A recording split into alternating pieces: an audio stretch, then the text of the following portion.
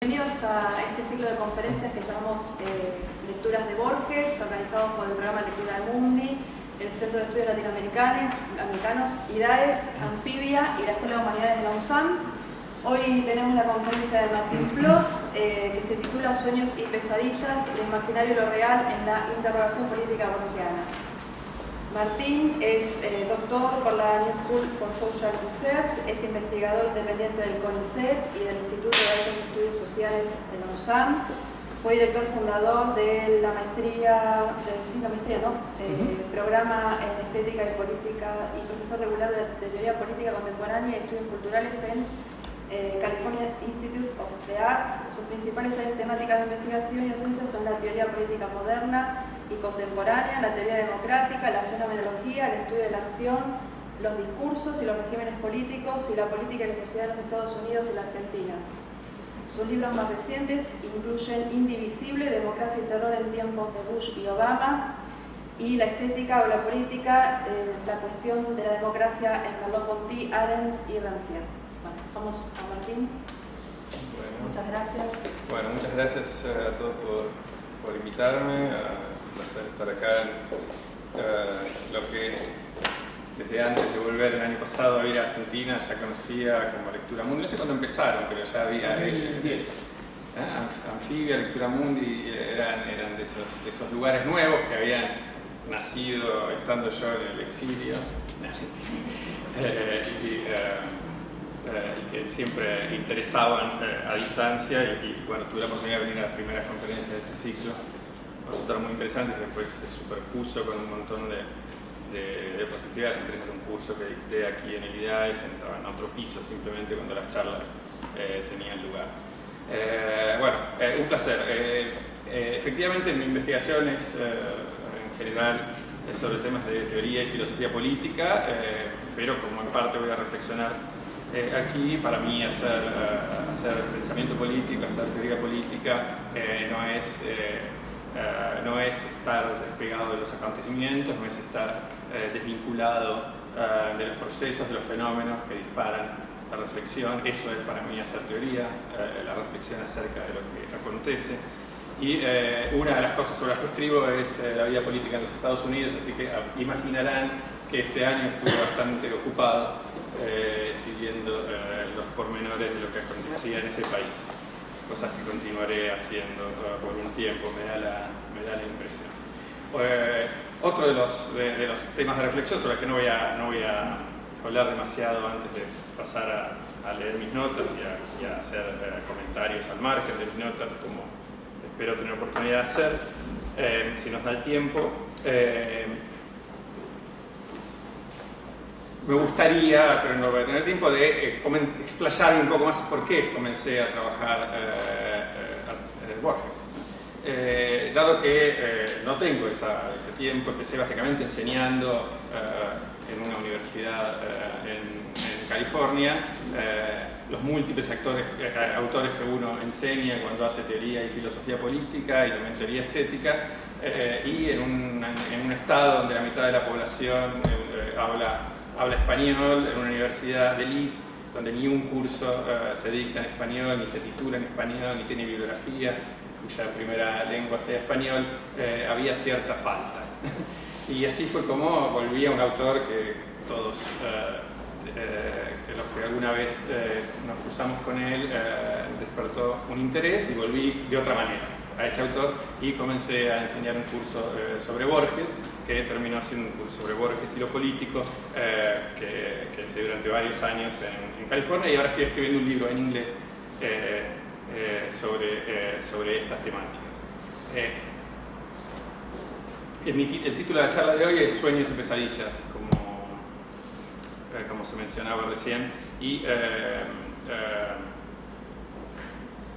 en este mismo mes de noviembre de 2016, no solo Trump ganó las elecciones en los Estados Unidos, sino que además, espero que estas evocaciones ya mantengan el título en vigencia, ¿no?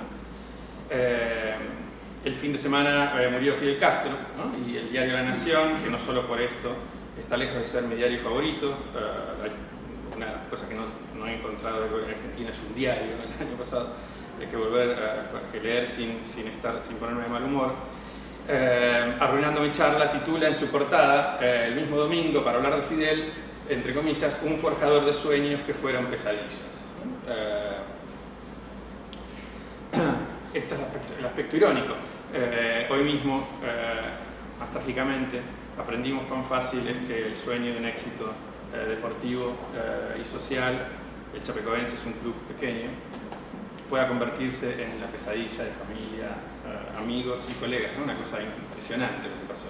Hoy yo estoy todo el día choqueado por ese acontecimiento, que obviamente no es más ni menos trágico que muchos otros, pero tiene algo que llega cerca. Algo así como la introducción de lo que hoy voy a leer y voy a hablar, podría ser, en caso de que ustedes lo hayan leído, un artículo que publiqué en la Review, la revista de libros, donde profundizo algo más de lo que haré acá, la manera en la que yo creo que Borges interroga lo político en su literatura. Allí me explayo un poco acerca de las distintas maneras en que uno podría referirse a un escritor como un escritor político, y para eso identifico tres áreas generales de formas de relacionarse con la política y con lo político, ¿no? La de la acción, la del conocimiento y la de la interrogación. Y allí planteo cómo un escritor podría decirse que es político porque intervino en los acontecimientos de su tiempo. Sin duda, el lugar común que indica que Borges no es un escritor político debería primero lidiar con el hecho obvio de que Borges sí intervino, ¿no? En los acontecimientos de su época, pero eso no es lo que más me interesa en principio en mi investigación. Segundo, también un escritor puede ser político porque la política aparezca en sus escritos, en sus poemas, en sus ensayos o en sus historias, cuentos cortos, en el caso de Borges. Quien haya leído Borges sabrá que de vez en cuando, una de cada menos de 10, el texto que uno lee refiere a aspectos que uno rápidamente y sin ninguna reflexión podría llamar política, ¿no? Porque, por tanto, sería difícil sostener también que es un escritor como él mismo diría, ¿no? Después voy a decir algo acerca de por qué la política le parecía la actividad más baja a lo que los humanos se dedican, ¿no? A Borges mismo, creo entender qué es lo que está en cuestión allí. Pero también, efectivamente, tematizó asuntos políticos en el sentido de la política. Bueno, en realidad es la interrogación, ¿no? La intervención y la descripción, cosas que también él hizo, lo que me parece Borges, con lo que me parece Borges contribuyó fundamentalmente al pensamiento político y a que nosotros podamos definirlo como un escritor político. Creo que Borges es un escritor de lo político y ahora voy a profundizar un poco esos elementos. Tengo 20 notas, aquí voy a ir numerando para que sepan cuánto falta, es siempre bueno saber, y además porque no es un texto corrido, aunque más o menos lo es, pero no es un texto completamente corrido y me va a permitir así pausar, como estoy haciéndolo ahora, para aclarar algunas cosas que en mi escritura no me di cuenta era necesario todavía aclarar. Bueno, 1. Como sugerí en aquel texto de review al que me referí antes, mi abordaje a una lectura de Borges como escritor de lo político se inspira inicialmente en Claude Lefort, que, siguiendo a otro filósofo francés, Maurice Merleau-Ponty, nos ofreció una mirada novedosa de la forma en que la filosofía y la literatura confrontan el enigma de lo político, el enigma de la ontogénesis de la sociedad, de la forma en la que la sociedad se da forma y se instituye a sí misma. Los filósofos y los escritores y la literatura lo hacen sobre todo, confrontan el enigma de lo político, sobre todo debido a la demanda que impone lo que aparece, la demanda que imponen los acontecimientos, la demanda que impone al pensamiento, que trata con invisibles, con lo invisible de lo visible, con ideas y conceptos y sentido, La demanda que impone el pensamiento, decía, el delinearse una nueva figura en el horizonte de lo perceptible. 2.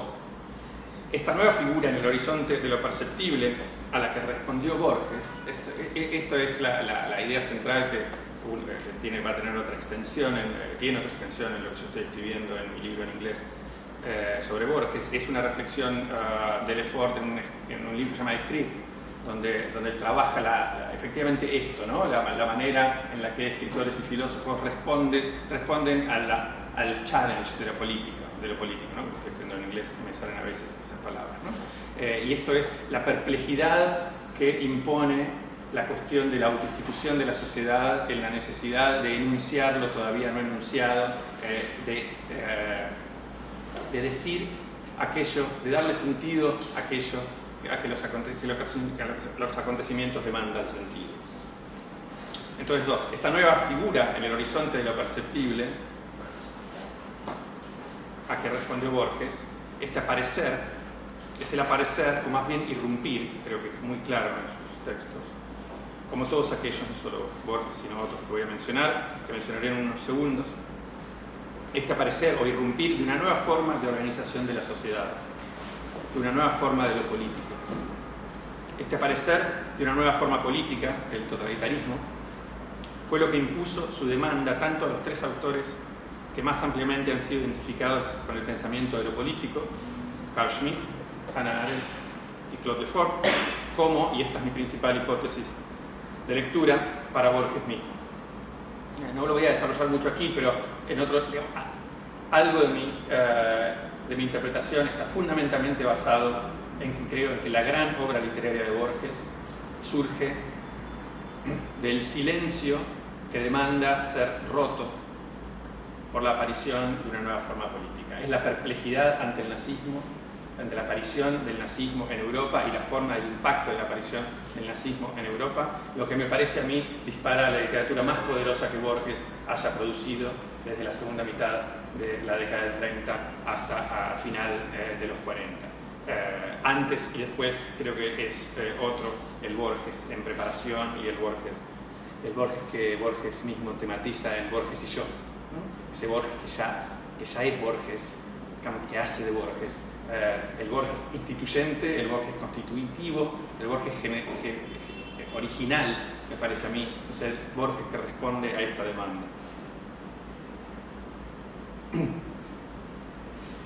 Todos ellos, Schmitt, Arendt, Lefort, Borges, consideraron, aunque de distinta manera, a la emergencia del totalitarismo, Borges no usa esa palabra, pero como el fenómeno político central de la primera mitad del siglo XX. 3. Esta investigación, de todos modos, no nació, paradójicamente, ni de un cuento de Borges, ni de la obra de Schmitt, Arendt o Lefort, sino de un texto de Michel Foucault, que todos conocerán, el legendario prefacio a las palabras y las cosas. Y, parafraseándolo a él, de los años que me tomó a mí volver a ese texto y darme cuenta de que ese, no el de Borges, sino el de Foucault, era un texto de pensamiento político, de pensamiento de lo político. Pero ¿por qué este prefacio, tan célebre en los estudios culturales y literarios, es en realidad un texto de pensamiento de lo político? Porque es un texto que trata sobre la institución de la sociedad, un texto que habla de la contingencia del orden social, de la radicalidad de su pluralidad posible, esto es, del pluriverso, que en realidad es el universo humano, de la lógica, los que recuerdan el texto, afásica, de los umbrales que separan un tiempo y un lugar, una época y un orden de otro. Y porque es un texto que a su vez estratifica la noción de orden, que habla de los códigos básicos de la cultura y del pensamiento filosófico, pero sobre todo de un intermedio, un tercer sustrato, que es aquel en el que el orden da cuenta de la contingencia de ese mismo orden, aquel en que ocurren las mutaciones y los conflictos, los desplazamientos y las sedimentaciones. Y por eso, siguiendo Foucault también a Merleau-Ponty, pero sin reconocerlo, plantea la necesidad de una arqueología, algo que Merleau-Ponty se había planteado, para desenterrar sus secretos. A su vez, el texto que por esto sugiere, sin que lo haya notado por años, que Borges es un escritor de lo político, es un texto que inscribe la cuestión del orden en la más básica estructuración de lo mismo y lo otro, como dice el mismo Foucault. Un texto que plantea, además, nociones claves como la de episteme y a priori histórico, que no me extenderé ahora en eso. Pero dejemos aquí a Foucault, ya que en términos generales diría que lo que más lo diferencia a él de los 4 autores que he mencionado antes, Borges, Schmitt, Arendt y Lefort, es precisamente que para él, para Foucault, la aparición del totalitarismo no indicó la irrupción de una forma política nueva. Una no percepción, creo yo, que quizás esté en la base de la distancia que separa su obra de aquellos pensadores que identifique como pensadores de lo político. 4. Lo cierto, de todos modos, es que el idioma analítico de John Wilkins, de donde surge la famosa enciclopedia china, que dispara la risa de Foucault y origina el libro, según él. Ustedes recuerdan, ¿no?, que Borges insiste que para qué escribir un libro de 500 páginas para desarrollar una idea que puede ser resumida perfectamente en 5 minutos, ¿no? Foucault es la prueba manifiesta de eso. Él tiene que escribir un libro de 400 y pico de páginas para algo que está perfectamente resumido en una cita de la famosa enciclopedia china. De todos modos, lo cierto es que el idioma analítico y su enciclopedia china no parecen a primera vista ser un texto de filosofía política, sino uno de filosofía del lenguaje. Entendido lo político como la forma contingente y múltiple en que las sociedades encaran la tarea de su autoinstitución, de todos modos, es claro que lo que no dejó de hacer reír a Foucault, y que lo llevó a escribir sobre la contingencia afásica de órdenes sociales posibles, fue precisamente la siguiente observación. Cito a Borges: notoriamente no hay clasificación del universo que no sea arbitraria y conjetural. La razón es muy simple: no sabemos qué cosa es el universo. Fin de cita. No sabemos qué cosa es el universo, pero sí sabemos que hay una multiplicidad de cosmos. Cosmoses, no sé cómo se diría cosmos, ¿no? Plural y singular. De, como definió Borges con precisión en Historia del guerrero y la cautiva, conjuntos de múltiples sin desorden. Eso sería mi favorita definición de cosmos en Borges y mi favorita definición de orden político. Un múltiple sin desorden. 5. Pero volvamos a nuestros 3 pensadores de lo político. Aquellos que creo han identificado con más claridad las dimensiones de la institución de la sociedad que Borges interrogó en sus cuentos, poemas y ensayos. La interrogación de lo político como una interrogación del enigma de la institución de la sociedad está presente en los 3. Para Lefort, interrogar lo político significa interrogar el modo en que la sociedad pone en escena, configura y otorga sentido a sí misma. Esto es, la reversibilidad de la sociedad, la autoinstitución de la sociedad como resultado de su ser tanto objeto como sujeto de sí misma, como consecuencia de su ser carne, esto viene a Merleau-Ponty, y por lo tanto su ser autoesquematizante o autogenerativa. 6. La institución de la sociedad en la obra de Arendt es igualmente generativa, como en Lefort, solo que el foco se desplaza en ella hacia la centralidad de la acción humana en el proceso instituyente del advenimiento de la sociedad.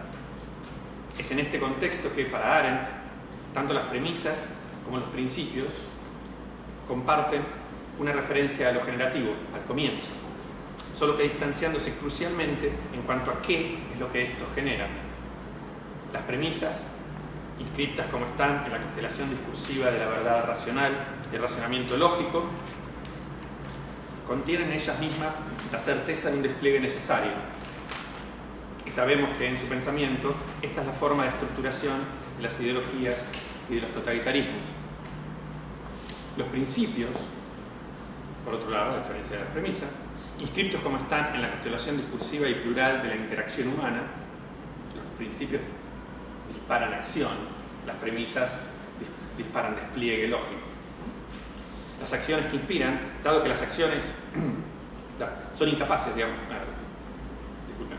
Los principios, por otro lado, inscritos como están en la constelación discursiva y plural de la interacción humana, son incapaces de imprimir un despliegue necesario a las acciones que inspiran, dado que las acciones que los principios generan colisionan con y se inscriben ellas mismas en un universo de pluralidad, un pluriverso que Borges imaginaría más jamesiano, de William James, el pragmatista que él cita en Menard, que schmittiano. Ambos usaron William James antes que Schmitt usa la noción de pluriverso para aquellos que les interese la filosofía política.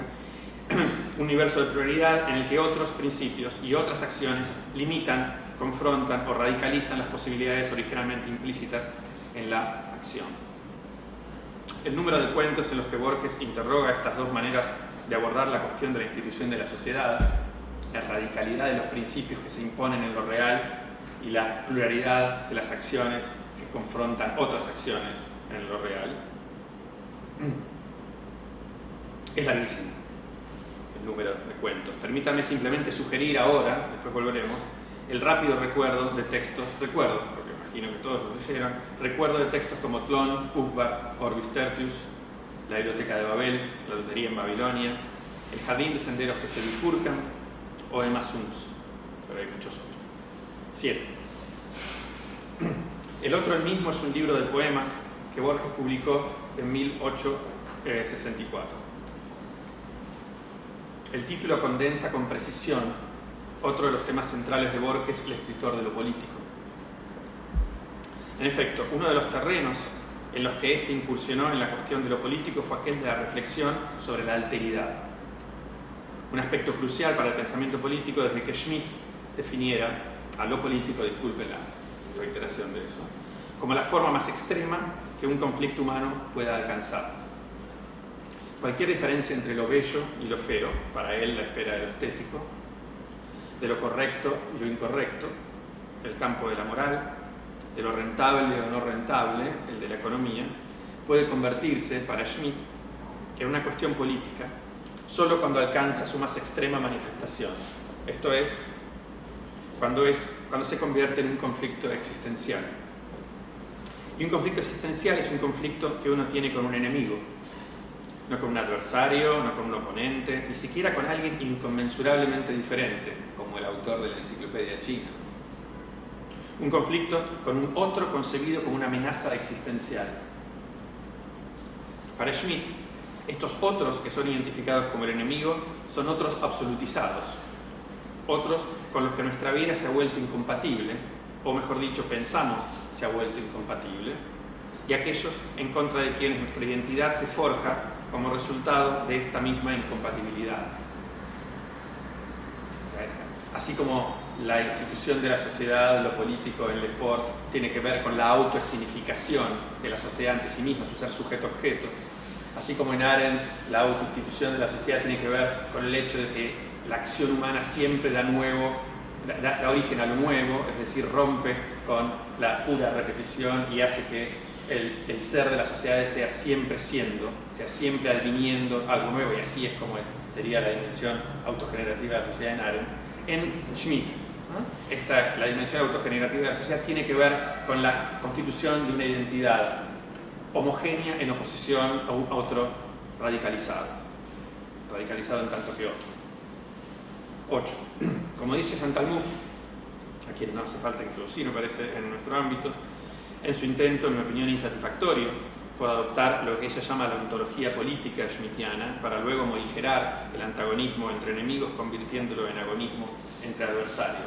Cito: una vez que comprendemos que toda identidad es relacional y que la afirmación de una diferencia es la precondición para la existencia de toda identidad, esto es, la percepción de algo otro que constituye un exterior, podemos comprender por qué la política, que siempre lidia con identidades colectivas, trata de la constitución de un nosotros que requiere como su condición misma de posibilidad la demarcación de un ellos.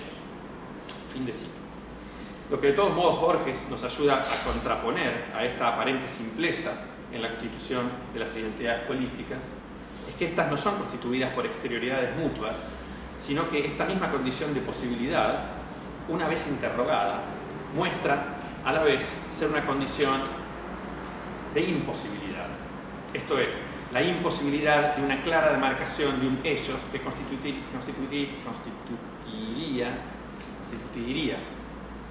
una negatividad radical. Esa condición de posibilidad de la que habla Chantal Mouffe es también una condición de imposibilidad cuando Borges escribe Historia del guerrero y la cautiva, cuando Borges escribe El etnógrafo, cuando Borges escribe Informe de Brody, etc. No hay tiempo hoy para analizarlos aquí, pero me gustaría en este caso sugerir la lectura en esta clave de textos como los que acabo de mencionar.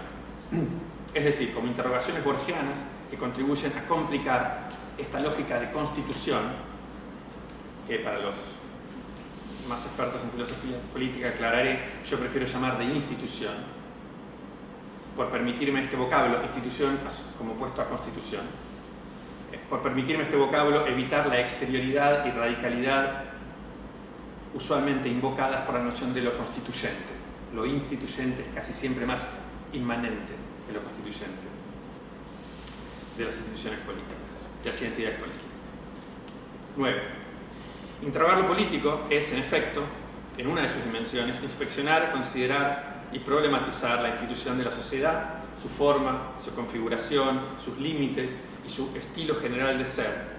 Y esto puede ser hecho enfocándose en una noción de ontogénesis de la sociedad o de autoesquematización que tiene que ver, como vemos, con la dimensión relacional de las identidades, de la identidad de las entidades políticas. Ernesto Laclau y la citada Mouffe plantearon en su primera obra juntos, Hegemonía y Estrategia Socialista, el carácter contingente de las identidades políticas y sociales, lo que llamaron la articulación hegemónica como la forma dinámica e indeterminada en que distintas demandas políticas se articulan las unas con las otras a partir del juego de la lógica de la diferencia y la lógica de la equivalencia. Este juego relacional de las identidades constituía para ellos bloques precarios de cadenas equivalenciales que estructuran las fronteras internas y móviles que organizan los antagonismos políticos en toda sociedad. Un resumen un poco apretado de un libro, pero como dijo Borges, ¿para qué escribir un libro de 400 páginas? Que ellos ya escribieron. El espacio relacional, así configurado, era múltiple y dinámico en la primera obra de Chantal Mouffe y Ernesto Laclau. Más recientemente, de todos modos, el amigo fallecido Laclau y Mouffe acudieron a la ontología política de Schmitt para ofrecer una versión más de la forma de organización del antagonismo político de la sociedad. A diferencia del espacio relacional del estructuralismo y el postestructuralismo, esta nueva negatividad identitaria es sin embargo binaria y excluyente. Es una negatividad de amigo-enemigo. Lo que Borges nos ayuda a ver, una y otra vez, es que este paralelismo de ambas negatividades es ficticio, es decir, de la negatividad de Schmitt con la negatividad del postestructuralismo. Es ficticio. No está nunca explicado la transición por ellos, esa es mi crítica a mis amigos. Ya que la ambigüedad y multidimensionalidad de las oposiciones múltiples del espacio postestructuralista son brutalmente simplificadas por la limpieza étnica, literalmente étnica, en el caso de Schmitt, de la negatividad schmittiana. Este desplazamiento de nuestros amigos, pensemos en Trump, ¿no? Si a alguien le parece que es insignificante lo que estoy diciendo, simplemente piensen en esa palabra. Eso es la simplificación de las negatividades múltiples de una sociedad en una lógica de amigo-enemigo. Este desplazamiento de nuestros amigos es desafortunado porque lleva a la incomprensión de la dinámica de institución de sentido en las democracias contemporáneas y también nos pasa a las sociedades al sur del Río Grande, como mínimo al debilitamiento de las identidades políticas concebidas de este modo. Es decir, mi hipótesis acá al margen es, en democracia, cuando una identidad se concibe así, se debilita a sí misma, porque el espacio sigue siendo múltiple. Y como máximo, eso es como mínimo, como máximo lleva a la lógica de guerra invadiendo el espacio político en cuestión, que por suerte no nos ha pasado demasiado últimamente. Borges, en su interrogación de guerra en serio, ¿no? A la Schmitt. Borges, en su interrogación de la relación de lo mismo y lo otro, nos permiten cuestionar agudamente esta comprensión simplificada de la alteridad política. 10. Como podemos ver, la cuestión de lo político es para Lefort, Arendt y Schmitt tan semejante como diferente. Es semejante en el sentido de que para los tres lo político se refiere a la dimensión generativa de la vida colectiva, su ontogénesis. Sus posiciones son distintas, de todos modos, en el sentido de que para cada uno de ellos la dimensión central de la autoinstitución de lo social es la cuestión de la forma de la sociedad, Lefort, de la entrada de lo imaginario en lo real, de la acción, de lo posible, en lo dado, de la acción, en la realidad colectiva, en el espacio de aparición, para decirlo con Arendt, del imaginario en lo real en Arendt y de la distinción amigo-enemigo en Schmitt. Para Arendt, el carácter autogenerativo de la sociedad estaba fundamentalmente asociado a la capacidad humana de actuar y de actuar colectivamente. La capacidad de dar nacimiento a aquello que no existe aún, pero que resulta imaginable, primero para algunos y luego para los muchos, como solía decir ella. El hecho de que, para los humanos, las cosas siempre podrían ser de otro modo y por lo tanto actúan para que así lo sea, en breve, de que lo imaginario puede convertirse en lo real. Esta forma de comprender el carácter autogenerado y autoinstituido de la sociedad tiene sus raíces en lo que Arendt sostuvo era la ley de la tierra. En los orígenes del totalitarismo, bien temprano, Arendt usa esta expresión por primera vez de este modo, cito: el antisemitismo, no meramente el odio a los judíos, el imperialismo, no meramente la conquista, el totalitarismo, no meramente la dictadura, uno después del otro, uno más brutalmente que el otro, han demostrado que la dignidad humana requiere una nueva garantía que solo puede ser encontrada en un nuevo principio político, en una nueva ley de la tierra, cuya validez esta vez debe comprender a la totalidad de la humanidad, mientras que su poder debe permanecer estrictamente limitado, basado en y controlado por novedosas entidades territoriales. Fin de cita. Esta nueva ley de la tierra que necesitamos, según Arendt, era una que debe institucionalizar a nivel global la pluralidad que es la humanidad, que, como nos enseñó Borges, no es un universo, sino un pluriverso. Ya que bueno, me iba a meter en la cuestión cíclica en Borges, pero bueno, vamos a ir. 11. ¿Estamos bien de tiempo? Te veo preocupado, ¿no? 11. Efectivamente, Borges es más corta, seguramente. Arendt y Schmitt coinciden sin ambigüedad en este punto. La ley de la tierra es una ley de pluralidad, y su nomos, su división y subdivisión, su partición y su organización, siempre reflejará este hecho, o al menos hasta la segunda llegada del Mesías, creo que agregaría Schmitt, pero no Borges. Pero eso es todo o casi todo en lo que coincidirían, me parece, dado que la pluralidad implícita en este nomos, a pesar de ser política para los tres, no podría estar basada en una concepción más diferente de lo que esta alteridad, pluralidad implica. Para Arendt, el hecho de que la pluralidad es la ley de la tierra significa que esta es también la ley del mundo, y tierra y mundo no son lo mismo. La tierra es la tierra, el espacio natural que nos contiene a todos, tanto humanos como animales como los demás. La tierra era para ella nuestro entorno natural, el lugar en que la vida es tanto originada como preservada. El mundo, por otro lado, es otra cosa. El mundo es el hábitat que los humanos, y permítanme aventurar, más con Merleau-Ponty que con Arendt, también otros animales culturales, crean lo que los humanos y estos animales culturales crean por y para sí mismos para vivir en la tierra. El mundo es su cultura y sus sentidos, es sus leyes y sus redes de relaciones, es la carne de su existencia social, es el elemento de los humanos, como el agua es el elemento de los peces. 12. De este modo, para Arendt, la pluralidad caracteriza tanto las relaciones interculturales como intersociales, el así llamado estado de naturaleza, para invocar otra tradición de pensamiento, tanto como las relaciones intraculturales e intersociedades, es decir, tanto la tierra como el mundo es plural. Pero esto no es de ninguna manera así para Schmitt. Para él la pluralidad debe dejarse a la entrada de las entidades políticas. La pluralidad es más bien negatividad radical y solo se puede lidiar con ella teniendo a la guerra como horizonte. Para que ese horizonte no sea transferido al interior de las entidades políticas, lo que llevaría a la guerra civil, las sociedades deben entonces rechazar la pluralidad interior y abrazar en cambio la homogeneidad social. Y para Schmitt será Spinoza, filósofo querido por nuestro Borges, y su principio de libertad de pensamiento, percepción y expresión. Spinoza habla de libertad de percepción, necesariamente de pensamiento y expresión, lo que convertirá a la fisura entre el fuero íntimo y el consenso social en grieta y transmutará la posibilidad de las creencias de mantenerse privadas en la imposibilidad del Estado de prohibir su expresión pública.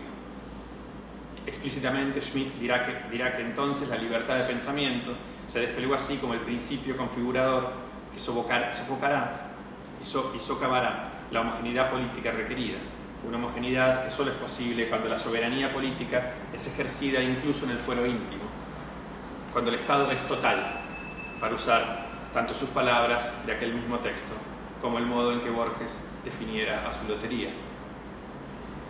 13. Por razones de tiempo dejaré la consideración detallada de este argumento para otra oportunidad. Permítanme por ahora terminar diciendo que la posición de Schmitt y lamentablemente sus implicancias para aquellos autores del pensamiento político contemporáneo que lo consideran autor de una ontología incuestionable son reveladoras de los problemas implícitos en una concepción de lo político como predicado de una idea de negatividad radical. Estos son los problemas implícitos en una concepción dicotómica de lo mismo y lo otro, y una noción objetificante de las relaciones intersubjetivas, tanto de sujetos individuales como colectivos. Los problemas que surgen de un modo en el que los sujetos no son carne y por lo tanto demandan una noción purificada de un sujeto que nunca es objeto de sí mismo, y de un otro al que no le queda traza alguna de subjetividad una vez que es objetivado por él mismo. Fíjense, si recuerdan, para referirme a textos cortos que pueden venir rápidamente a la mente, el etnógrafo, lo enigmático de la perplejidad del etnógrafo al haber ingresado y pensado y cohabitado y coexistido en un mundo nuevo, es la institución de una nueva subjetividad, es romper la posibilidad de concebir al otro simplemente objetivando, ¿no? Esa es la experiencia del etnógrafo y la experiencia del que era un sacerdote en el informe de Brody, que también escribe una especie de reporte etnográfico, ¿no?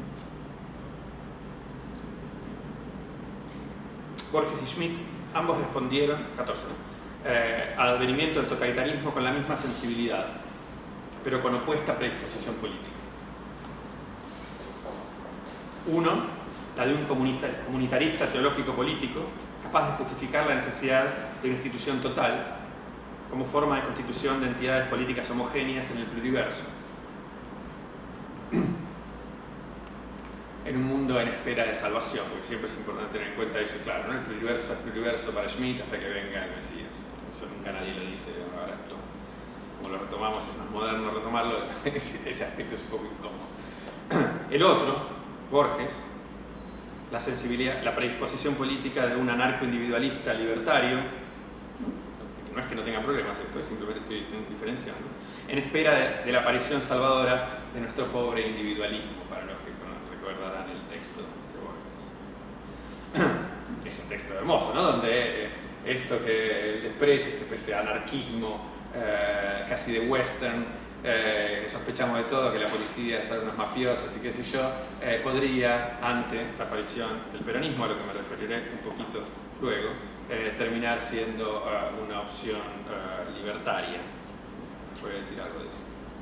Borges y Lefort, en cambio, dije Borges y Schmitt, Borges y Lefort, en cambio, respondieron a coro, identificando el anhelo de un mundo totalitario. Ambos entienden esto, la posibilidad, o sea, se abre la posibilidad de un anhelo totalitario como resultado de la disolución de las marcas de certidumbre características de la condición moderna. Borges dice en Tlön, en su famosa nota, ¿cómo se llama? Postscript, bueno, la nota postdata de 1947, en el texto que aparece por primera vez en 1940, y después en 1941 en el Jardín del Sendero que se bifurcan, postdatada en 1947, es decir, claramente proyectando en qué se va a convertir nuestro mundo si aquello que él estaba percibiendo en el presente, el advenimiento de esta nueva forma política, continuaba su despliegue. Esta es la dimensión crítica de ese texto. Dice Borges en anticipando en 1947, cito: manuales, antologías, resúmenes, versiones literales, reimpresiones autorizadas y reimpresiones piráticas de la obra mayor de los hombres abarrotaron y siguen abarrotando la tierra. Casi inmediatamente, la realidad se dio en más de un punto. Lo cierto es que anhelaba ceder. Hace 10 años, 1937, bastaba cualquier simetría con apariencia de orden, el materialismo dialéctico, el antisemitismo, el nazismo, para embelesar a los hombres. ¿Cómo no someterse a Tlön, a la minuciosa y vasta evidencia de un planeta ordenado? Inútil responder que la realidad también está ordenada. Quizá lo esté, pero de acuerdo a leyes divinas. Traduzco, a leyes inhumanas. Yo creo que acá hay un elemento avant la lettre, lefortiano, impresionante, en el sentido de que es precisamente el colapso de lo teológico político lo que convierte a la legalidad incognoscible de la realidad en incertidumbre. Lo que hace que esa realidad incognoscible, antes subordinada a una explicación teológico-política, se convierta en una fuente de incertidumbre y de indeterminación, que es acogida por la democracia moderna y que es al menos problemática ante situaciones de crisis. Inútil responder que la realidad también está ordenada, quizá lo esté, pero de acuerdo a leyes divinas. Traduzco, a leyes inhumanas, que no acabamos nunca de percibir. Tlön será un laberinto, pero es un laberinto urdido por hombres, un laberinto destinado a que lo descifren los hombres. Fin de cita. El único problema que yo tengo cuando tengo que dar una charla de Borges es que yo lo que haría es leer Borges juntos y se me callaría la boca, ¿no? Pero como eso no es lo que se hace, no es la convención, tengo que dedicarme a escribir mis propios textos. Tlön es para mí el mejor texto que yo he leído en mi vida de cualquier autor de cualquier tiempo y lugar. Pero en este contexto, para explicarlo, lo que en realidad no puede ser explicado, sino tiene que ser leído, y todas las veces que uno lee lo experimenta mejor que el anterior. Tlön es el gran manifiesto a la imaginación restauradora de las marcas de certeza. Tlön es la gran advertencia anterior a toda teorización de la forma totalitaria, o la mejor teorización de la forma totalitaria, que proviene de autores como Arendt y Lefort, y también de otros, Raymond Aron y otros autores que han teorizado totalitarismo. Pero la identificación, Lefort en el prefacio de su libro Krieg dice una cosa que es genial, ¿no? Dice que uno tiene la idea, ¿no?, de que la diferencia entre la literatura y la filosofía en cómo responden al enigma de lo político, a la cuestión de la institución de la sociedad, es que la filosofía rechaza el détour de la ficción, dice él, y que la literatura rechaza el détour de la argumentación. Esto es lo convencional. Están los filósofos, están los literarios. La mejor filosofía política, a pesar de que rechaza el détour de la ficción, cuando la leemos nos conmueve. Eso es lo que hace, es lo que piensa de Arendt, de cualquier otro que escriba y describa el totalitarismo, que uno lee y está perplejo al leerlo. Además de comprender, también algo pasa que es del orden de lo que pasa cuando uno lee ficción. Y lo que dice, y también lo que pasa con la buena ficción, él escribe sobre Orwell, sobre de Sade, etc., es que cuando uno lee, efectivamente, aunque uno piensa que la literatura, cuando responde a lo político, rechaza el détour de la argumentación, uno no solo es conmovido por la literatura, también adquiere un nivel de comprensión que uno pensaría solamente proviene de la teorización o de la no ficción, ¿no?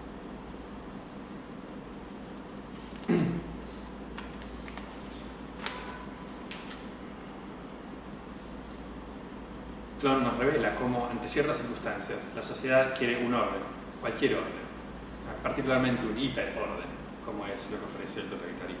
Ahora volveré un poco a eso. Con Lefort, Borges comparte, voy a ir terminando, también con Arendt, aunque parcialmente, la identificación del totalitarismo como un hipercosmos. Cito, al principio se creyó que Tlön era un mero caos, dice Borges, una irresponsable licencia de la imaginación, ahora se sabe que es un cosmos. ¿No? Con Arendt, más que esto último, esto para los que les interese más la filosofía política que Borges o que enfaticen esa dimensión en su vida, el Lefort tiene una crítica muy aguda a Arendt y que, bueno, primero la crítica por antimoderna, difícil comprender el fenómeno como forma de sociedad de la democracia, rechazando la modernidad tan abiertamente como lo hizo ella. Lo segundo, a pesar de que todo lo demás son autores que comparten muchísimo y que Lefort sigue claramente los pasos de Arendt, lo otro es que Arendt enfatizó demasiado la ley de movimiento del totalitarismo y por lo tanto dejó de percibir la forma en la que el totalitarismo aspiraba a la pausa, al establecimiento de un orden perdurable, ¿no? Y ella enfatizó demasiado la ley de movimiento. Los que conozcan su obra, Los orígenes del totalitarismo, recordarán eso. Con Arendt, pero entonces volvamos ahora sí a la ley de movimiento, con Arendt, más que esto último, Borges compartió, más que la cuestión del hipercosmos, aunque también, Borges compartió la identificación de las condiciones de la emergencia de dicho hipercosmos, ¿no? Ustedes vean, ¿no? Uno puede leer, por ejemplo, la Biblioteca de Babel y darse cuenta que la Biblioteca de Babel es una gran reflexión acerca de un orden total en el que los seres humanos pasan a ser superfluos, ¿no? Lo único único son los libros. No hay un solo libro repetido. Los libros son como los seres humanos, seres únicos. Los bibliotecarios pasan a ser superfluos, como Arendt dice, el sujeto del totalitarismo. Seres desplazables, eliminables, encerrables. Borges compartió con Arendt la identificación de las condiciones de la emergencia de dicho hipercosmos. La sensibilidad de Borges por la dimensión generativa de lo político, para dar una prueba simplemente para aquellos en la audiencia que duden de lo que estoy diciendo, se revela con claridad en la posición adoptada por este ante el advenimiento del nazismo en Alemania. Recuerden los textos, 2 libros, hay un montón de textos de no ficción, de Borges crítico cultural, donde uno puede ver explícitamente, no hace falta leer entre líneas Clon o El Milagro Secreto o Deutsches Requiem o La Lotería en Babilonia o la Biblioteca de Babel para darse cuenta que Borges está respondiendo a esa demanda. Allí, la forma en que Borges responde en sus ensayos al advenimiento del nazismo en Alemania, Borges no se hace anti-alemán, sino que defiende su Alemania amada de la barbarie generativa del nazismo.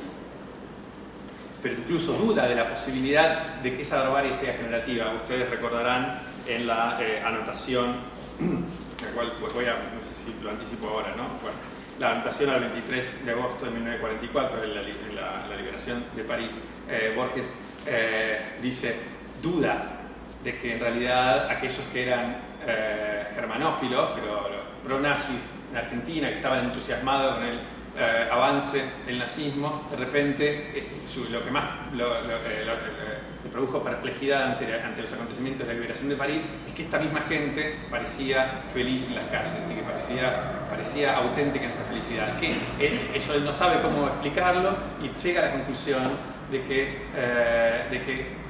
el nazismo no puede ser generativo, es decir, no puede dar, a pesar de que sobre esto él escribe y a esto él responde, no puede dar nacimiento a un mundo.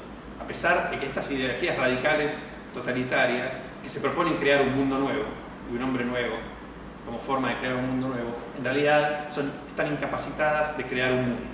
Así no se crea un mundo, así no se produce la génesis de un mundo. Se puede matar, dice él, se puede morir por ellas, pero nadie puede desear que triunfen, dice en esa nota.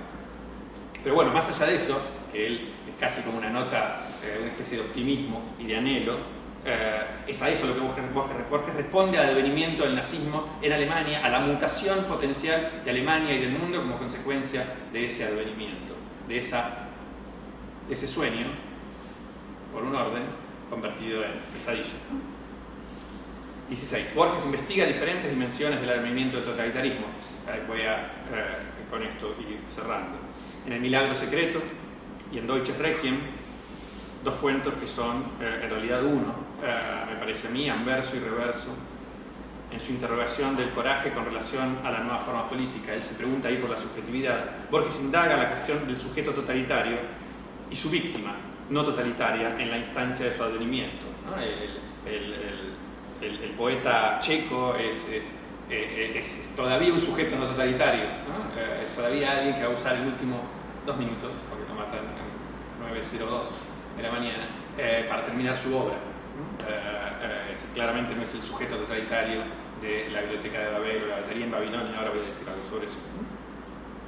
Entonces Borges indaga la cuestión del sujeto totalitario y su víctima no totalitaria en la instancia de su advenimiento, mientras que en la Biblioteca de Babel y la batería en Babilonia lo que hace es interrogar la subjetividad totalitaria una vez que este último, totalitarismo, fue convertido ya en hipercosmos.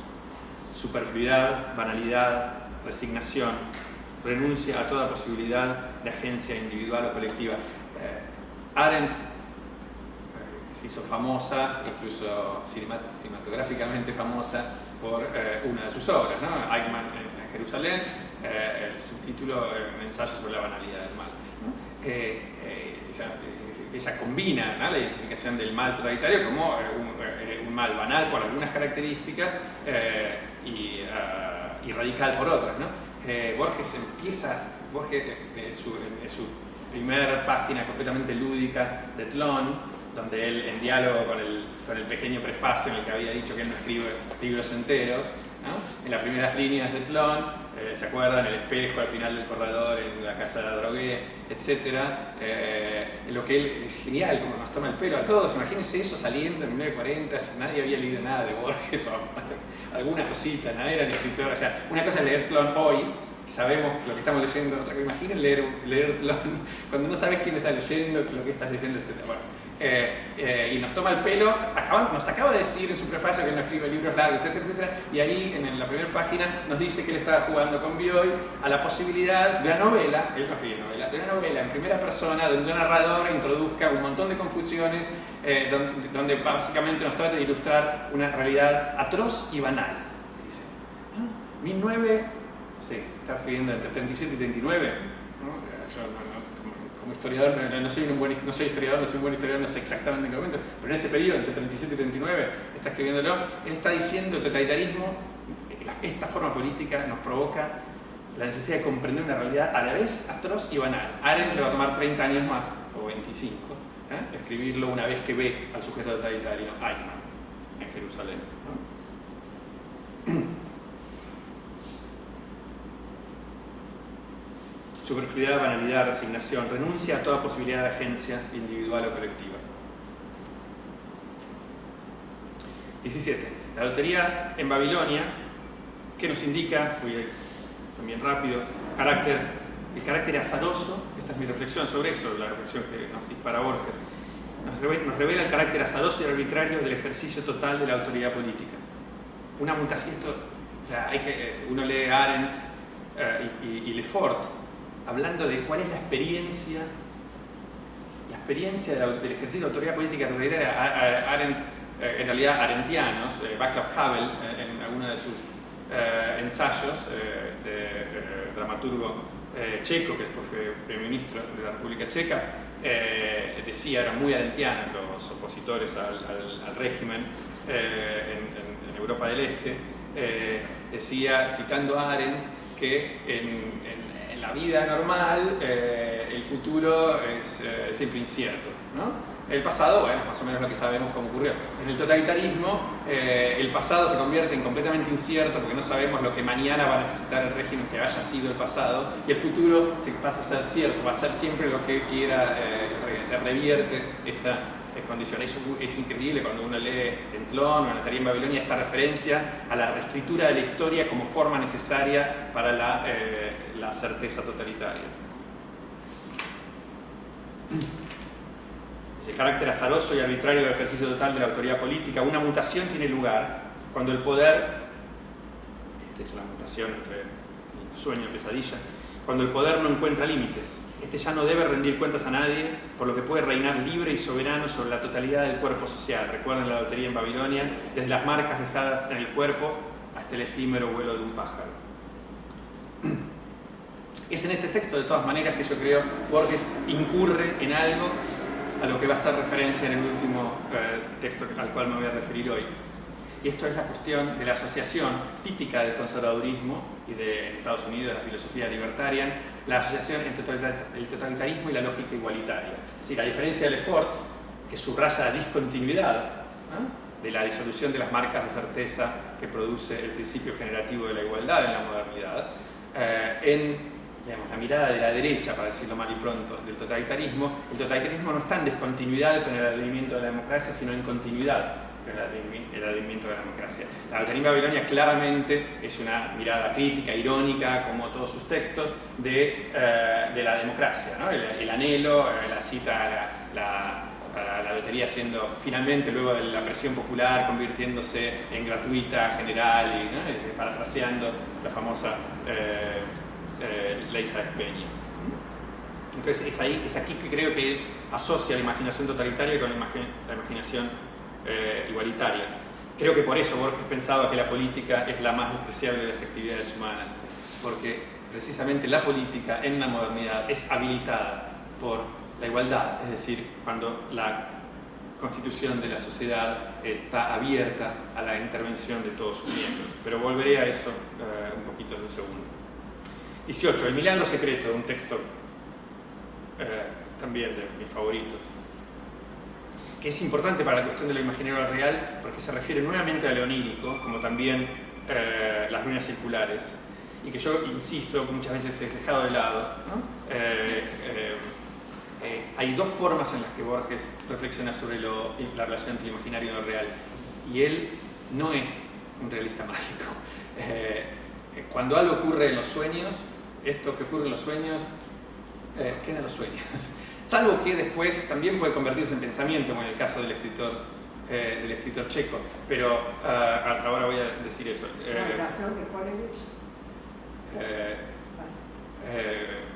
Déjame referirme a esto. Dos imaginarios creo que hay en Borges, el onírico y el de la imaginación y la voluntad, tanto individual como colectiva. El primero, interrogado en las ruinas circulares, el sur y el milagro secreto, no es creador de mundos. El soñador es un sueño él mismo. Estoy evocando contando con que conocemos los cuentos, ¿no? En las ruinas circulares, el soñador es un sueño él mismo, revelado en el último párrafo. La muerte se da en la sala de operaciones en el sur de un sanatorio o en un descampado de la Pampa, y el relato deja esta encrucijada irresuelta, pero no es el sueño en el sanatorio lo que da nacimiento a una muerte en la Pampa. Y Dios habla con Jaromir Hladik, en el milagro secreto, en un sueño, no en su celda o en el patio de fusilamiento, y el autor concluye su obra en el tiempo condensado y suspendido del pensamiento, no en el intersubjetivo y cronológico del mundo real. Permítame repetir eso. Y Dios habla con Jaromir Hladik en un sueño, no en su celda o en el patio de fusilamiento, y el autor concluye su obra en el tiempo condensado y suspendido del pensamiento, no en el intersubjetivo y cronológico del mundo real. A la inversa, 19. En el jardín de senderos que se bifurcan, el cuento postula una temporalidad múltiple. En realidad lo que hace es interrogar la contingencia de los hechos, su ser, a su vez, ni necesarios ni arbitrarios, es decir, de no estar determinados por lo que les precede, ni ser indiferentes a las previas cancelaciones de posibles características del despliegue en el tiempo. Tanto aquí, disculpe, tengo una nota, tanto aquí como en La muerte y la brújula, para decir solamente dos, Emma Suns, ¿no? Emma Suns es genial en esto, ¿no? Vemos cómo la acción puede moldear lo real, y esto es aquello sobre el que Tlön es la versión más espectacular de interrogación de lo político. 20. Déjenme terminar con un par de reflexiones un poco al margen de lo que vine secuencialmente planteando. Uno, de estas dos reflexiones. Arendt dijo que el único libro que escribió en estado de euforia fue Eichmann en Jerusalén. algo que solo reconoció en una carta a su amiga Mary McCarthy, quien le había comentado que había leído el libro en un estado de exaltación, exhilaration, dice Mary McCarthy. ¿No? Piense, ya la controversia Eichmann estaba, ya ella había sido acusada de todo lo que se puede acusar a una persona que se mete en líos, tratando de pensar algo muy complicado, como el sujeto capaz de implementar las políticas de exterminio o de masacre administrada, como le llama ella en el libro, ¿no? Mary McCarthy le confiesa, los que hayan leído aquí Eichmann en Jerusalén quizás recuerden, no se puede leer de otra manera el libro. Es un libro vertiginoso. Como dice Borges, ustedes recuerdan, Borges dice que la lectura es civilizada, la escritura es bárbara, ¿no? Por eso, bueno, por muchas razones que yo creo muy profundas, él dice que se identifica más con los libros que leyó cualquiera. No, uno lee un texto propio, esto mismo yo lo leo mañana y me quiero matar. Pero uno lee, yo leo Merleau-Ponty, leo Borges, leo Arendt y soy yo más que nunca. Rarísimo porque estoy leyendo otra gente, ¿no? Bueno, eso decía Borges. Y hay algo del placer, ¿no? La cosa, ¿no? Me siento a leer, la cosa civilizada que tiene la lectura y la cosa bárbara que tiene la escritura. Bueno, Mary McCarthy le dijo que leyó en estado de exhilaration y Arendt, muy borgianamente, le reconoce que ella, y nunca lo dijo en otros lados que más que en esas cartas, que ella escribió, fue el único libro que escribió en un estado de euforia. Esto es lo que yo me refería al principio con la demanda de los acontecimientos, con el imperativo del pensar como respuesta a aquello que aparece, a lo que aparece como novedad. Imagino a Borges escribiendo en ese mismo estado de euforia solamente los cuentos de ficción. No tengo ninguna duda. Si ustedes ven las publicaciones en Sur de los cuentos de Senderos, no se puede creer. ¿Cuándo se escribía este tipo? Estos cuentos, ¿cómo se escribe Tlön? ¿Cómo escribiría uno de nosotros, mortales Tlön, sin estar años meticulosamente ajustando las piezas de esa maquinaria? Tlön escribe serialmente, en estado de exaltación, creo yo, como respuesta a la aparición de una nueva forma, los cuentos de ficciones, que por lo demás provocaron y provocan en el lector el mismo estado de exaltación que Eichmann en Jerusalén provocó en Mary McCarthy. Creo que sigue provocándolo, a mí por lo menos me lo provoca. Esto, la última reflexión. Y la segunda de las últimas reflexiones, uno de los modos en los que la investigación borgiana acerca del modo en que la imaginación política es capaz de moldear la realidad y crear un mundo nuevo, puede haber jugado una mala pasada en Borges. Y yo creo que esto es así en su permanente e ilimitada batalla contra el peronismo. Batalla que dio lugar, para mí es muy notorio.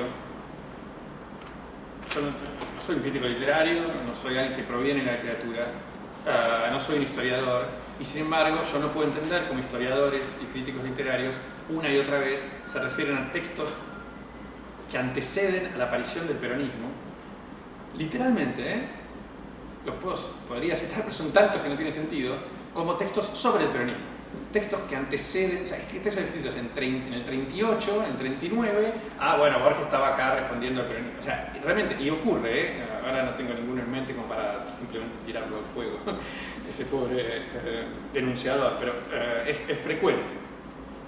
O sea, que no le pasa solo a Borges, le pasa mucho peor. A Borges es comprensible que le pase, que después el tema, la irrupción en su suelo de aquello que él interrogó en la forma del nazismo, ¿no? Esta batalla permanente e ilimitada contra el peronismo, batalla que dio lugar a sentimientos y odios innombrables, pero frecuentemente nombrados, ¿no? Como los tenemos ahora en el libro Borges de Bioy, como lo tenemos en los textos que escribió con Bioy y en otros.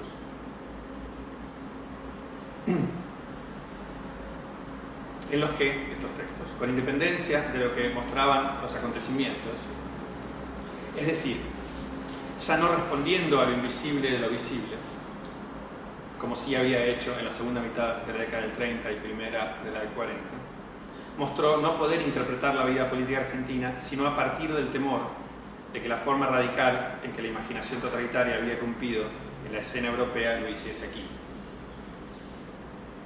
Y así es como yo interpreto el cierre de la parábola iniciada con la anotación al 23 de agosto de 1944, la liberación de París, con su El último domingo de octubre, que es fundamentalmente una nota sobre la manera en que la democracia argentina lo había refutado, como dice él. La forma en que la democracia lo había refutado, creo yo, es porque lo había hecho enfrentar la posibilidad de que el totalitarismo, el fenómeno político acerca del cual él había interrogado su forma general de instituir lo social, el tipo de sujetos que requería para su perpetuación y aquellos que requería eliminar para su institución, la forma en la que absolutizaba al otro y la manera en la que daba nacimiento a un mundo nuevo, aquello que Borges había interrogado de todas estas múltiples formas.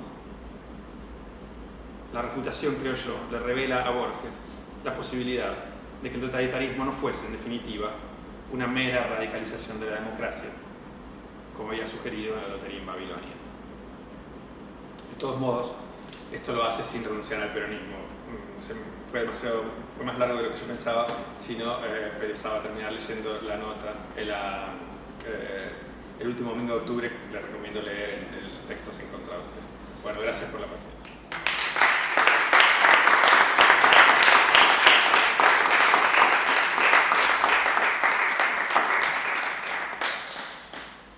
Bueno, damos lugar a preguntas. Comentarios.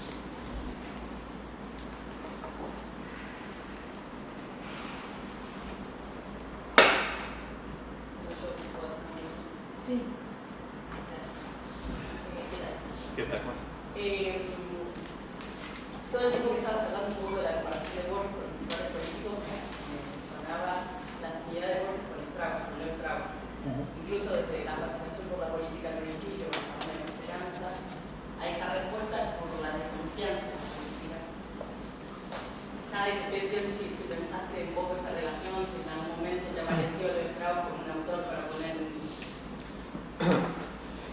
Sí, pero no lo hice todavía. Digo, el conservadurismo. Sí, pero claro, no, Leo Strauss, también Hayek. Sí. Hay varios autores ahí que tengo, dentro de un año voy a tener otra respuesta para vos, pero sí, obviamente, además son las referencias más evidentes, ¿no? O sea, tratar de ir a ese mundo del conservadurismo o del libertarianismo en el que las ideas políticas de Borges parecerían encontrar más resonancia. Hay algo, de todas maneras, en la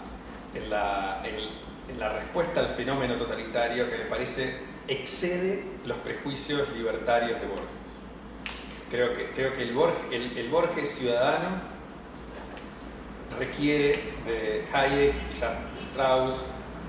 El Borges escritor, el Borges de Tlön, requiere más Arendt y Lefort que Hayek, me parece. Creo que la lotería de Babilonia es el texto bisagra, es el texto en el que confluye el Borges ciudadano con el Borges cuya sensibilidad de ficción es la que revela la aparición de un fenómeno de nuevo tipo. Pero sí. Una cosita, Dale. el Strauss menos político y más filosófico por ahí sí aparece esto de respetar el enigma de lo político, que aparece tanto en Borges como esa vuelta alrededor del enigma y que no se termina de resolver y por ahí los autores se apuran a publicar. Sí, sí.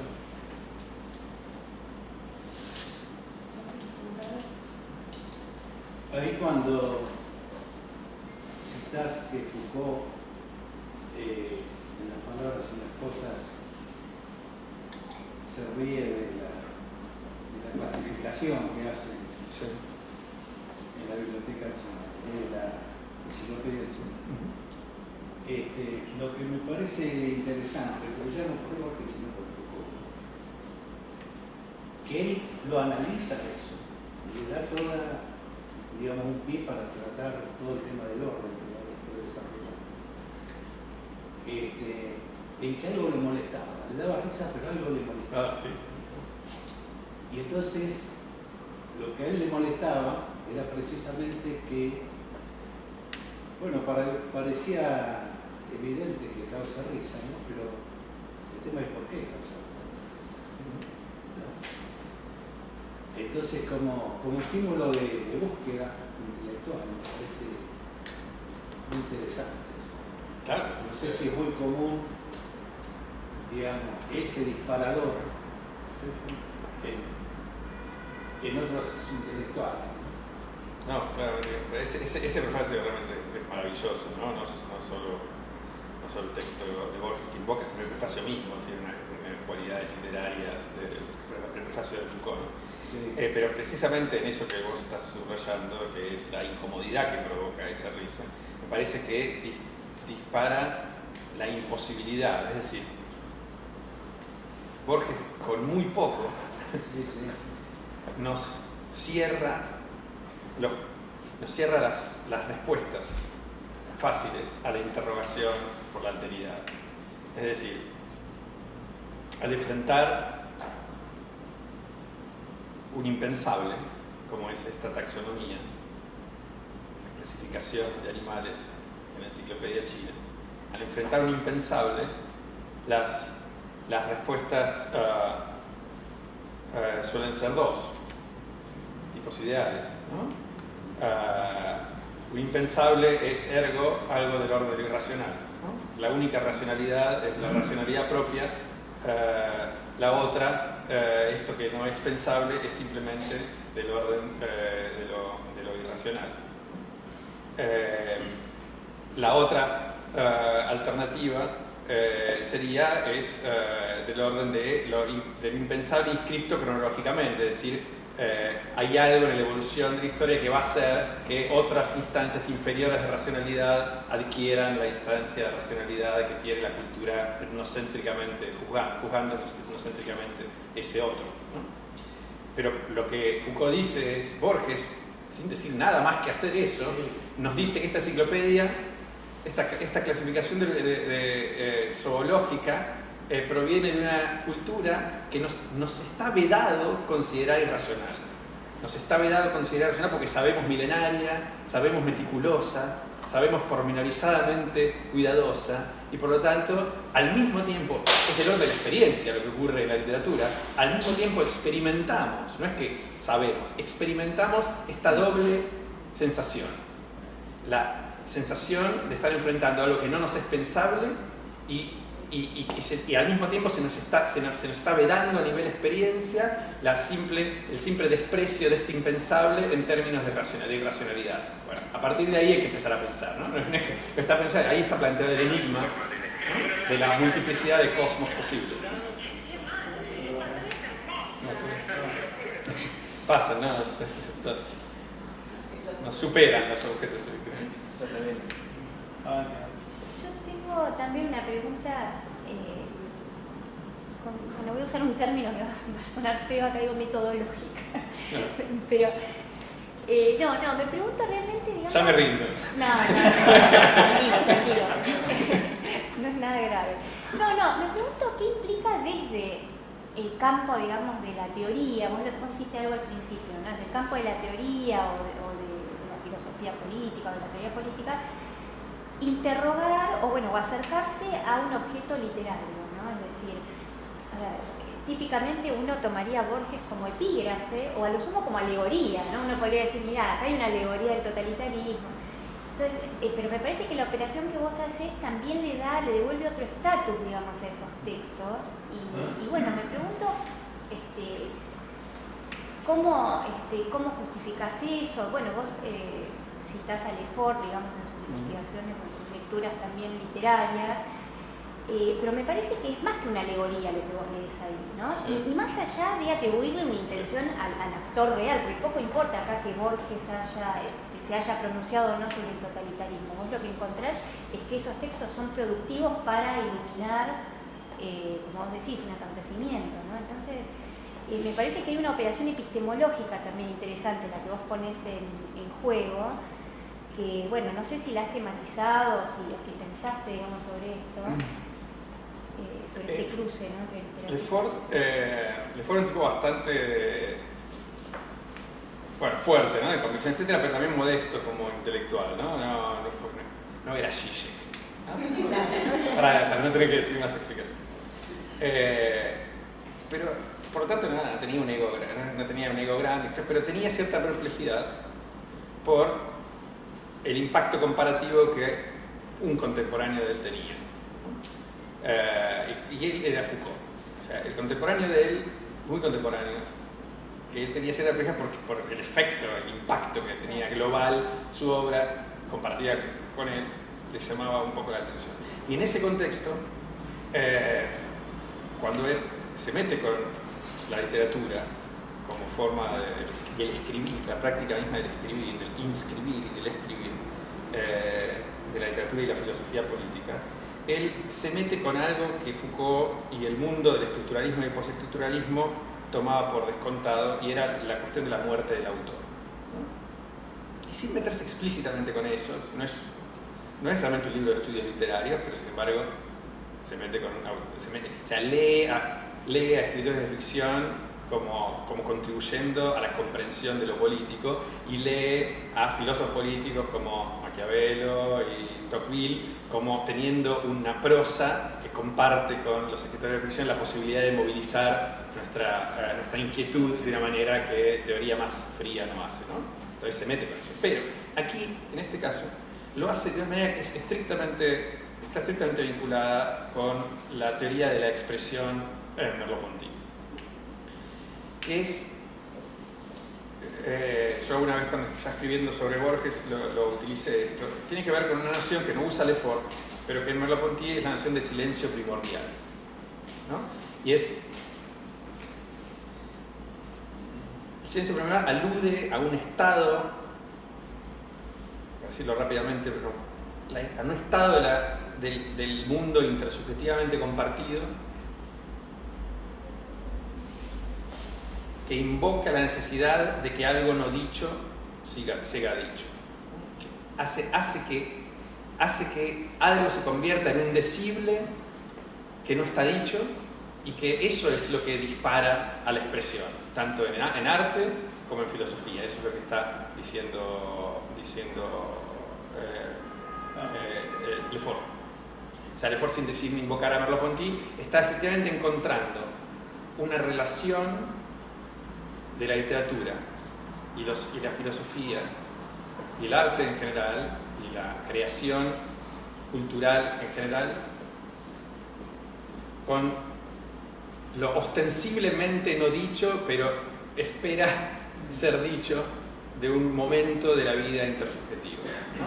O sea, eso es lo que está detrás de cuando uno dice algo, otra persona dice algo y uno siente: era exactamente lo que yo estaba pensando. Bueno, ¿por qué alguien puede decir exactamente lo que yo estaba pensando? Bueno, porque hay algo de la experiencia intersubjetivamente compartida que invoca la posibilidad de decir: esto no estoy diciendo ni místico ni nada, simplemente esa es la forma. La expresión no es, entonces, la teoría del genio, que dice algo ex nihilo, sino la teoría de algo profundamente inscripto en la interpretación, conectado con su tiempo, etcétera, con su tiempo y su lugar. Entonces, lo que Lefort está diciendo a la teoría de la muerte del autor es: sí, efectivamente, porque es casi explícito, lo dice, pero no lo dice, ¿no? En ese libro. Efectivamente, los datos biográficos del autor no me van a decir con certeza qué es lo que un texto producido por ese autor significa, debe significar, cómo debemos leerlo, etcétera, etcétera. Pero hay cierta radicalidad naif en la fascinación con la idea de la muerte del autor. Es decir, la biografía del autor no me importa, ok, está bien, señores, pero sí ilumina la obra de un autor identificar al silencio al que responde. ¿Qué es lo que necesitaba ser pensado, qué es aquello que necesitaba ser pensado a lo que el escritor, filósofo o literato está respondiendo. Eso es, me parece, mi justificación epistemológica de esta lectura de Borges. No como alegoría, sino como respondiendo a un silencio primordial, que es el mismo a que responde Arendt y Le Fort. Por eso también un poco la respuesta a lo de Strauss y Hegel. No sé si tiene sentido la respuesta. Martín, ¿cómo te llevas con las lecturas sociológicas de Borges y por lo tanto de Sur? O sea, tuvimos acá a Sergio Micheli y él, digamos, en su presentación dice: yo no hago crítica literaria, tampoco haría esto que haces vos, de alguna manera, que es, yo estoy de acuerdo con la mirada de ellos, o sea, sacarlo a Borges no importa, no es una mirada naif sobre la soberanía de sobre su obra, pero de alguna manera es, bueno, esta obra, como cualquier obra, trasciende obviamente los efectos de esa lectura que puede ser apasionado, ¿no? Trasciende las intenciones que uno debería no suponerle, y me parece muy interesante la ejecución de tu idea del silencio primordial en el caso de esa literatura que no habla, pero que habla todo el tiempo de ese evento, digamos, ¿no? Ahora, ¿qué pasa cómo te llevas, quiero decir, vos, te sirve una lectura sociológica que dice, bueno, estos tipos pertenecen a esta clase social, están en esta posición, ese bloque de intelectuales, entre comillas, que se dedican a la literatura? No, me sirve mucho, por ejemplo, es iluminador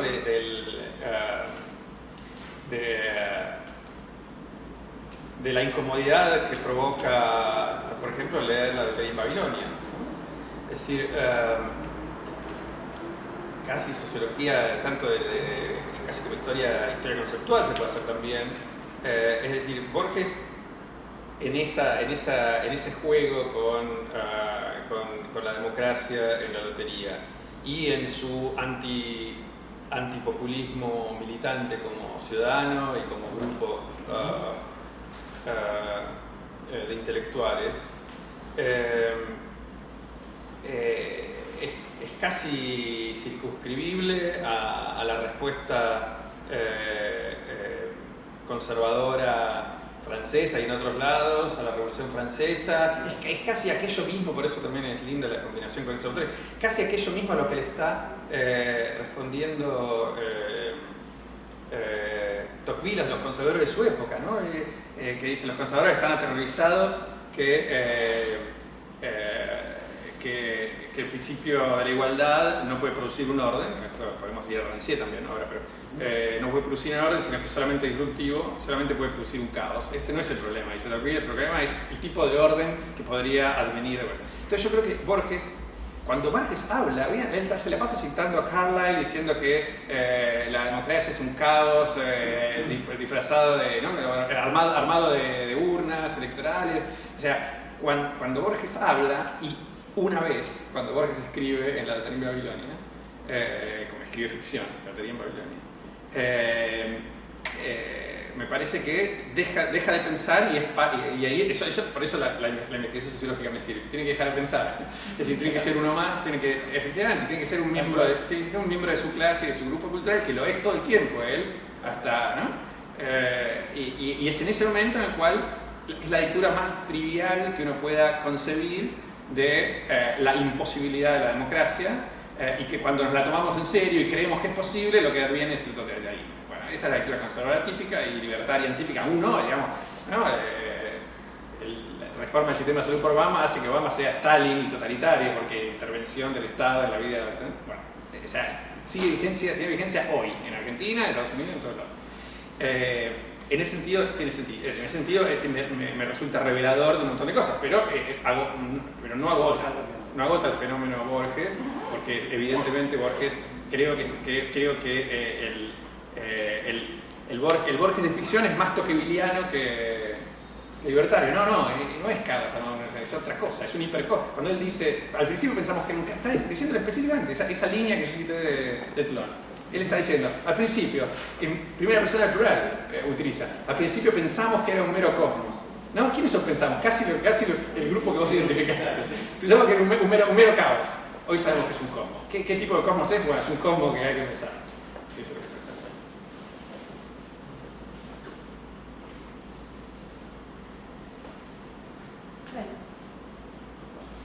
Bueno, Muchas gracias. gracias. Muchas gracias, Martín.